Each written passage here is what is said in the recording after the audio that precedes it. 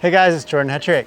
In today's video, I want to take you underwater with the DJI Osmo Action 4 to give you guys a review of this camera for use specifically underwater. I want to show you some of the features of this camera and how those features will be good or not so good when you're filming underwater. I'm also going to show you the best settings to use when you're filming with the Action 4 underwater, and also give you some of my favorite underwater filming tips to help you capture those magical underwater moments. Let's get in the water, check out the Action 4, and I'll show you what it can do. These Action cameras are really great as underwater cameras because they are just so compact and they're waterproof as is, just like this. Like this camera, the Osmo Action 4 is waterproof to 18 meters without another housing. So that's almost 60 feet deep. If you are a deep diver and you might be going deeper than 18 meters, or if you just want some extra protection for your camera, DJI does make this case here, which goes down to 196 feet deep. So it'll pretty much cover anywhere you're gonna go with an Action camera. So you'll notice here on this underwater footage, the colors look nice and blue, and this is straight out of the camera. And one of the features about the Action 4 that makes it really easy to get good footage automatically underwater is this color temperature sensor. And it's actually right here inside of the O. That color temperature sensor is gonna read the light temperature around and provide some really nice accurate colors underwater. So that's definitely one of the benefits of the Action 4 that none of the other Action cameras really have. When you're out filming in the water, you really don't want to run out of battery. And with a full battery on the Action 4, if you're recording in 4K at 60 frames per second, you can record up to 90 minutes. What's also nice is I feel like I always have full batteries. I have this multi-function charging case here, and it's just got 3 batteries in there. And with the quick charging on the Action 4, you can charge the battery in 18 minutes up to 80% full. It seems like I really always have batteries available with this camera, and I really recommend getting this charging case if you don't have it, because then you can just quickly swap out a battery. Obviously you can't change batteries when you're in the water, but you've got an hour and a half, and then you can come in, switch batteries, and you've got another hour and a half. So it feels like a good amount of time to be able to be out there and capture some really great underwater footage.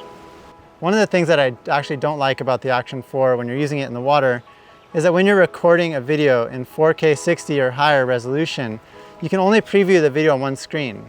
So once you start recording, it's just going to show you the settings on the other screen. That one screen will be visible, the other won't. So it's a little bit inconvenient in the water when you need to switch those screens. There is a setting you can use to change how the camera operates, so you can actually switch screens just by pressing the side button. If you want to see how to change that setting, I have that in my Action 4 tips for beginners, and I'll put a link to that video right here. It's also hard to change your settings once you're underwater. The screen often is unresponsive if you're touching it with your wet hands, even though it's supposed to have wet hands technology. Another thing that a lot of you viewers have asked me about in my comments is about this magnetic quick release on the Action 4. So it mounts using this quick release. You can just slide these 2 tabs. If you squeeze them and pull off, the camera comes off really easily. Well, a lot of people have wondered, is that secure in the water? And it is really very secure. It's kind of hard to get it off. So if you put it on there, it just clicks into place. You make sure that the 2 teeth are totally grabbing it. So then to get it off, you just need to squeeze these tabs and pull the camera right off. And it's really unlikely that those are going to get squeezed because of the way they have to get squeezed. It's unlikely they're going to get squeezed in the water and your camera's going to come off. I've never had a problem with the camera coming off in the water. You can yank it as much as you want, and that mount is very secure. But that quick release does make it really easy to switch between mounts because you can just slide it off. If you have another mount you're going to be using on the beach, for example, you can just go ahead and snap it into place and your camera's ready to go. Also, a lot of these Action cameras, like the Action 4, have a problem with overheating, especially when you're recording at high temperatures and high heats. However, I never have a problem with it, and I'm in the tropics here where the water is really warm. But when you're in the water, it's going to cool the camera down enough that you're not going to have any overheating issues. But if you do experience any overheating problems, say you're somewhere even hotter than Hawaii where I'm at, you can step it down to 4K 60.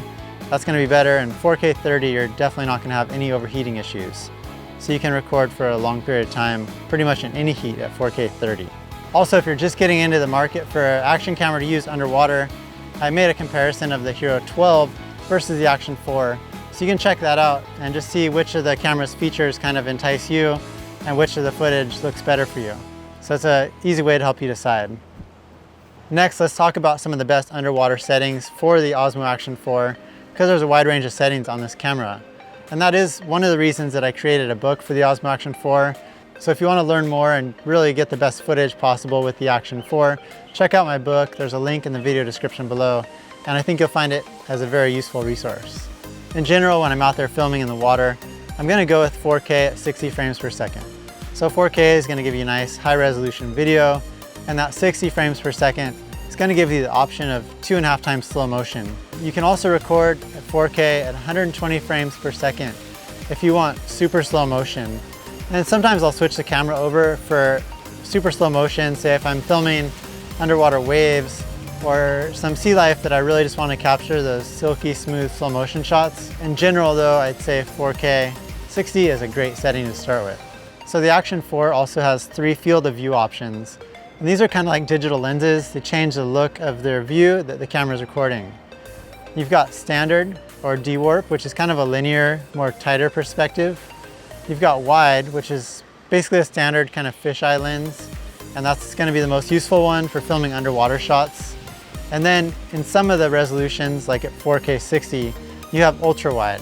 And ultra wide is just going to be a wider perspective, but you are going to get some more distortion around the edges of the frame.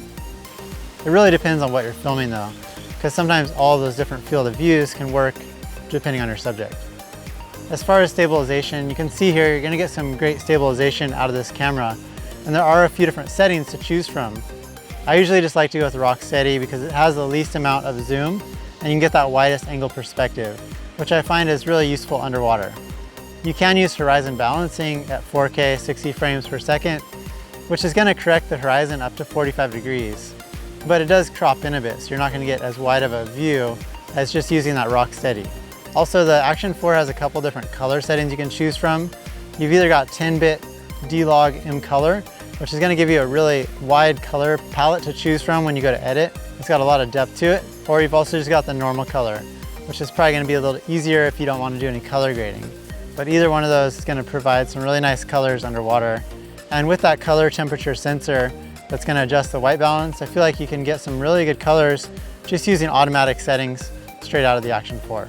Now that I've shown you guys some of the features and shown you the best underwater settings for the Action 4, I want to give you some of my favorite underwater tips in general for filming and just capturing some amazing shots. If you are enjoying this video so far, please give it a like. It really does help YouTube recommend it to other people just like you who are trying to figure out their underwater footage and get the best footage. Thanks so much. My first underwater filming tip for the Action 4 is that the camera itself does not float. So you want to put on a floating handle like this one, which is an Osmo floating handle. That's going to float your camera if it slips out of your hands. Say you're in the shore break in waves or just out swimming, you don't want to lose your camera because it'll sink right to the bottom. So sometimes I'll use an extension pole like the Action pole here. Then you can just extend your camera out. You can get yourself better in the shots. You know, it's just going to allow you to get more distance between you and your camera for better perspectives. This pole is not necessarily made for the water, but I've found that it holds up pretty well. You just want to make sure if you go in the sand, you don't open and close these when you're in a sandy area, because if sand gets in the little area right there, it'll stop the pole from closing. Also, you just want to make sure you give it a good rinse after you go in the water, just to extend the life of that pole and make sure it doesn't corrode. The other thing is this pole doesn't float. So if you're holding onto it, you make sure you don't drop your camera because both of these will sink together. The second tip I have for you guys to help you capture some really amazing underwater footage is to film when the elements are right. So there's kind of 3 elements I think that are really important to capture underwater footage. You need sunshine, clear water, and blue skies help. Without sunshine, there's not going to be any light penetrating in the water. You don't get any of those light rays, and it's just not going to look as magical. Clear water is really important, obviously, so you can see some distance in the water. If you are filming in less than clear water, you can just get closer to your subject. And also blue skies is going to bring out the blue tones in the water.